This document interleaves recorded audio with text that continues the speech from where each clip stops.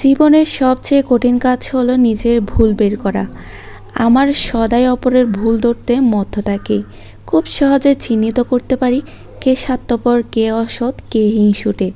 সত্যি বলতে আমরা নিজেরাও চলার পথে কখনো কখনো স্বার্থপর, হিংসুটে হয়ে উঠি, কিন্তু নিজের আয়নায় তা ধরা পড়ে না। তাই আমাদের উচিত অন্যের না, নিজের ভুল বের করা। আগে নিজেকে চিনতে শেখা। সবাই যদি নিজের ভাবনাতে নিজে ব্যস্ত হয়ে ওঠে, তবে আর সময় থাকে না অন্যের ব্যাপারে মাথা গলানোর। সত্যি বলতে আমাদের চোখের নিচের কালো দাগ, মুখের দাগ বা জন্মদাগগুলো সৌন্দর্যের সংজ্ঞাটাকে বেঁধে দিতে পারে না।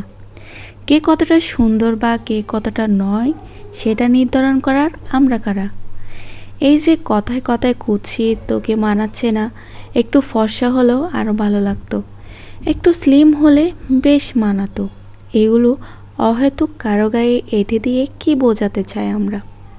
পারফেক্ট শব্দটার কি আদৌ কোনো অস্তিত্ব আছে? জীবনে প্রতিষ্ঠিত হওয়ার জন্য বাইরের সৌন্দর্যটা মাপকাঠি হতে পারে না। সেখানে দরকার শুধু যোগ্যতা আর এফিসিয়েন্সি। সাজতে ভালোবাসলে অবশ্যই সাজুন, কিন্তু নিজের খুঁতগুলো ডাকতে যাবেন না। ভালোবাসুন সেগুলোকে, নিজের উপর বিশ্বাস রাখুন। মনে রাখবেন, সৌন্দর্য কিন্তু শুধু একটাই অনুভূতি। জাজমেন্টাল হওয়াটা আমাদের একটা রোগের মতো। আমরা কথাবার্তার ধরন শুনে বিচার করে ফেলি মানুষটা শহরে নাকি গ্রাম্য। সাজসজ্জা ও পোশাক দেখে বিচার করে ফেলি তার দক্ষতা ও সামাজিক স্ট্যাটাস। আমরা মন বুঝি না, বুঝি শুধুই অর্থের অতিসাহ্য। সবচেয়ে বড় কথা হলো, আমরা চোখে দেখাচ্ছে কার্যক্ষেত্রে কানে শোনাকে বেশি ভরসা করি। তাই অনেক সময় আমরা দূর থেকেই শোনা কথায় বিশ্বাস করে কোনো প্রিয় মানুষকে বিচার করতে শুরু করি। ফলে প্রিয়ত্ব ধুলে জমে আর দূরত্ব বেড়েই চলে। তারপর হঠাৎই একদিন মানুষটাকে আবিষ্কার করতে পারি আমরা, আর ধুলোমাখা প্রিয়ত্ব যেন সেদিন চোখে আঙ্গুল দিয়ে প্রশ্ন করে যে আমিতে বারবার তুমি বর্ষার হাত খোঁজো, সে আমিকে কি আদৌ তুমি বোঝো?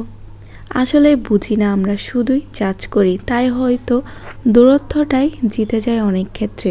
জীবনে কিছু মুহূর্ত আসে যখন বলতে গেলে সবাই তোমার পক্ষ ছাড়তে থাকে।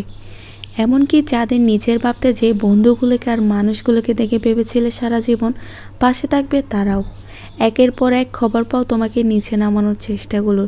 তখনও তুমি লড়াই করবে ভেবে উঠে দাঁড়াও, কিন্তু পড়ে যাও আঘাতের উপর আঘাত, তোমার প্রতিটি প্রচেষ্টার ব্যর্থতার মুখ দেখে। তারপর আর পাঁচজনের মতো তুমিও ভাগ্যের পরিহাস ভেবে নিজেকে সান্ত্বনা দাও। হাল ছেড়ো না, আর মনে রেখো লড়াইটা তোমার একার, তাই তোমাকেই লড়তে হবে। আসসালামু আলাইকুম ইমরান। আজকে আমি ক্লে দিয়ে এখানে একটা কেকের পিস তৈরি করে নিয়েছি। ভিডিওটি ভালো লাগলে অবশ্যই একটি লাইক কমেন্ট করবেন। আল্লাহ হাফেজ।